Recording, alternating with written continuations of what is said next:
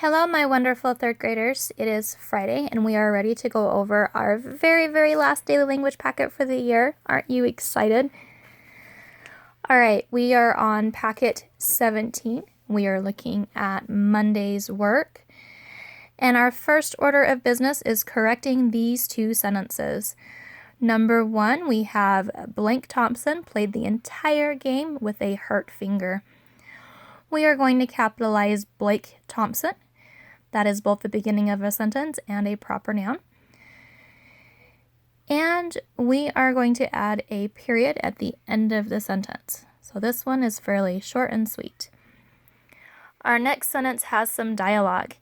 "He are a great artist," exclaimed Chang. We are going to change are to the word is. This part of the sentence is our dialogue, so we need to use quotation marks. And we are exclaiming something, so we are going to use an exclamation point. All right, the beginning of our sentence needs to be capitalized. And remember, when we are using dialogue, our ending punctuation will always be inside our quotation marks. Then we are going to add in our tag, and that should read exclaimed Chang. All we need to do is capitalize the C in Chang and add a period right here.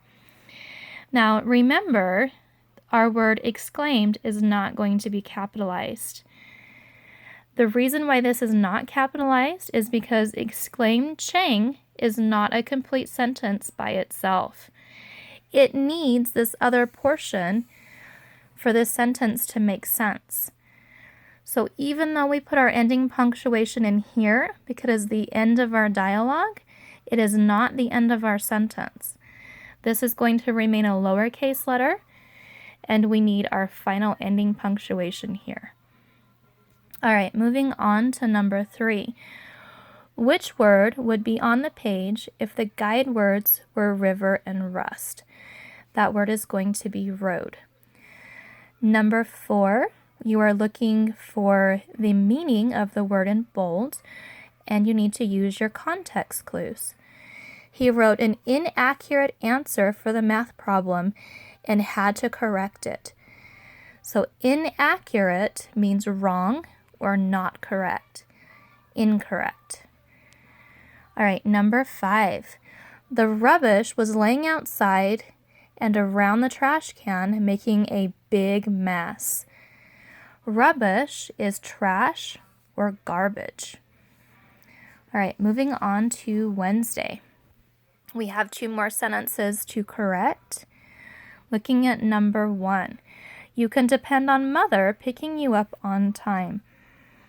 We are going to capitalize the Y in you, the M in mother, and we are going to add a period at the end of our sentence. All right, number 2. Don't forget your appointment with Dr. Hammersmith on Tuesday at 4 o'clock. We need to capitalize the beginning of our sentence. We are going to capitalize doctor and Hammersmith and add a period after doctor because it's an abbreviation. We need to capitalize Tuesday because it's a proper noun. Add our colons in between the 4 and the 0, and remember your ending punctuation. All right, here we are looking for the underlined word, and we are going to identify the parts of speech. I pledge allegiance to the flag of the United States of America. Flag is a noun, a person, place, or thing.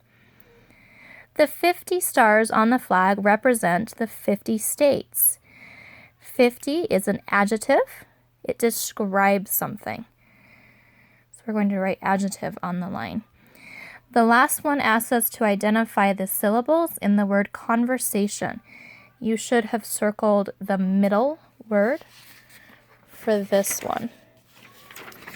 All right, moving on to Friday. We are combining sentences again. You guys should be experts at this by now. All right, number 1. I like vanilla ice cream best. I don't like strawberry. We are going to combine this by adding a conjunction. I like vanilla ice cream best, comma, but I don't like strawberry. Our conjunction word here is but. Number 2, John is afraid of roller coasters. He is afraid of heights. Here we're going to add another conjunction word. Listen carefully and see if you can identify what it is. John is afraid of roller coasters and heights. If you guessed "and" is our conjunction word, you are absolutely correct. Moving on to number 3. May I borrow a sweater? May I borrow the blue one? Here we are going to combine these to make it more concise. May I borrow the blue sweater? Number 4. Go to bed early. Don't watch too much TV. Here we need to add another conjunction word, and your sentence will read, go to bed early, comma, and don't watch too much TV. And in this sentence is our conjunction. All right, number 5. Our Christmas tree has white lights. The lights blink. Here we're going to combine our sentence to read, our Christmas tree has white blinking lights. And we are going to simplify it, make it more concise. All right, friends, on numbers 1 and 4, you will notice a couple different commas. Let's go back to number 1. I like vanilla ice cream best, comma, but I don't like strawberry. If you put this comma in here, give yourself a pat on the back. And now let's look at number 4.